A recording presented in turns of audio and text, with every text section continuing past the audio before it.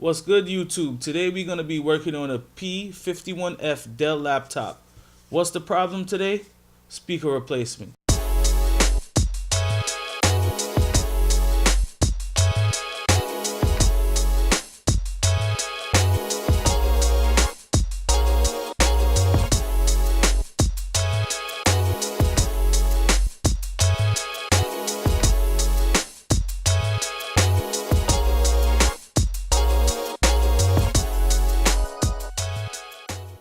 Let's get started.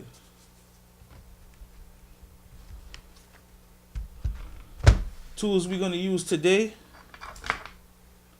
We're going to use my favorite pry tool because I know this is going to come in handy at one point.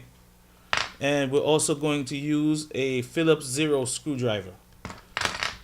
Description to these tools will be below. And without further ado, let's start taking this bad boy apart. So first thing we're going to do, let's disconnect the battery, which is right here. It's a removable battery from the back. Take it out, put it to the side. We don't want this in our way. Next, there's a door here. Let's pull these two Phillips screws here.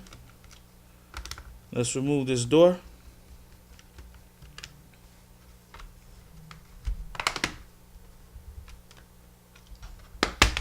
There we go. Door is removed. This exposes our hard drive and our RAM and a bunch of other ton of screws and a Wi-Fi card. So we have a hard drive here, RAM chips here, Wi-Fi card here. So all of that stuff is exposed to us right now. So what we're going to gently do here is take the hard drive out. Two Phillips screws here. Two more here.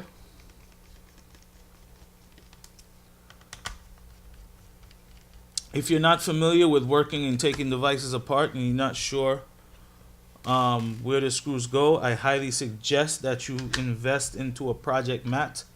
iFixit sells them. If you're worried about losing screws and scattering screws around, I highly recommend you get one of these. That'll save you a ton of trouble later on if you can't figure out where the screw goes. Next up, we also have a CMOS battery over here. We're not going to touch that yet. We're going to remove our CD drive out. And we're doing this because I need to order the speakers. And the problem is I can't order the right speakers unless I take it apart. I could put in the model number, but when you go on eBay or Amazon or any of these places to order your parts, you never know what could happen. So, you might order it for a P51f. Next thing you know, you're getting it for some other Dell laptop and it'll just create a nightmare. So to avoid problems and trouble, I like to take it out, take it apart, find the model number, find the parts number on the part, and order the stuff. Just makes life a lot easier that way. These CD drives are so hard to come out of these Dells. They're like stuck in. Remove the CD drive. Okay, now we gently observe what's around, because the goal is to get this bottom housing off so that we can access the speakers. Reason why we're changing the speakers today is because they're popping and frying.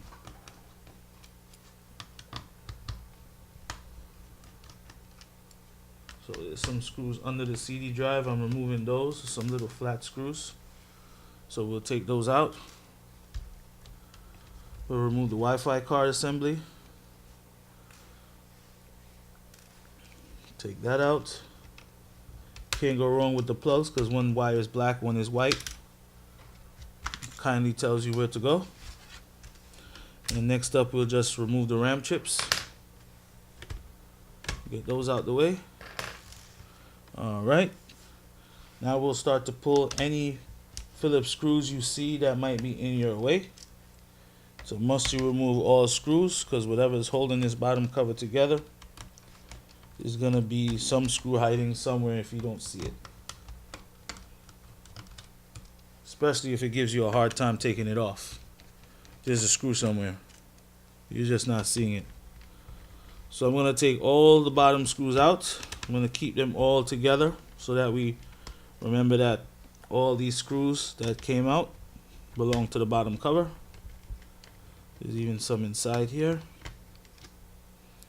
They all seem to be the same size except for these two. So if you see any short, which is right here, these screws are short right here. So you know the short screws go here. See? So you know these 3 short screws go here. And the rest of the screws most likely are long screws. So that's where those go.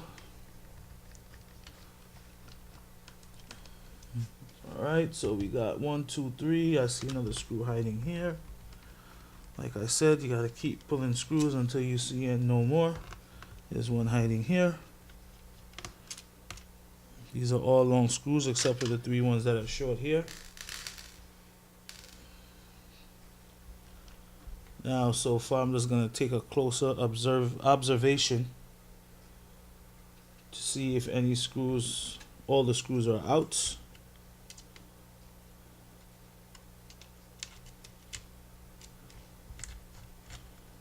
And now we're going to attempt to remove the bottom cover.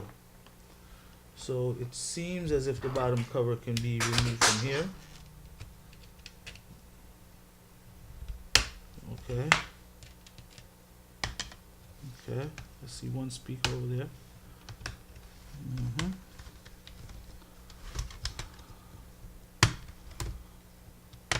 Again, this is a painter's knife. This is like my favorite tool. I use this to open everything. It's durable, it's strong enough, and it's thin enough to get in tight places. Okay, so we still have something holding us together here. I don't understand what that could be at this moment. We removed all our screws. All our screws are out. Let's open it up, see what's up. Okay, I get what's going on here. We gotta take the keyboard out. We have to take the keyboard out, so which never surprise me. Okay. There we go. Let's remove the keyboard assembly here. Dang, this ribbon is all crunched up. I didn't do that. Okay, keyboard is out. And we have a few more screws in here that's holding it out. My screwdriver fell. Let me pick it up. Disconnect these cables. Have this thing out in a jiffy. Okay, so we have to disconnect this screw. A whole bunch of screws. Remember, if you're trying to open something up and there's something is not moving, there's some screw somewhere holding it. So that's why I told you, if you feel something being tight, just keep looking. There's more screws.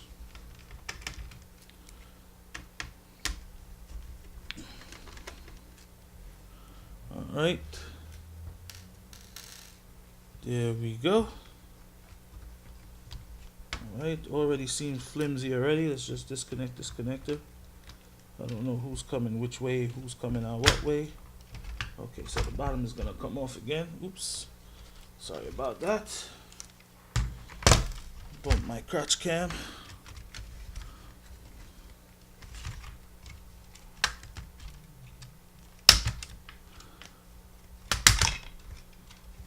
Alrighty.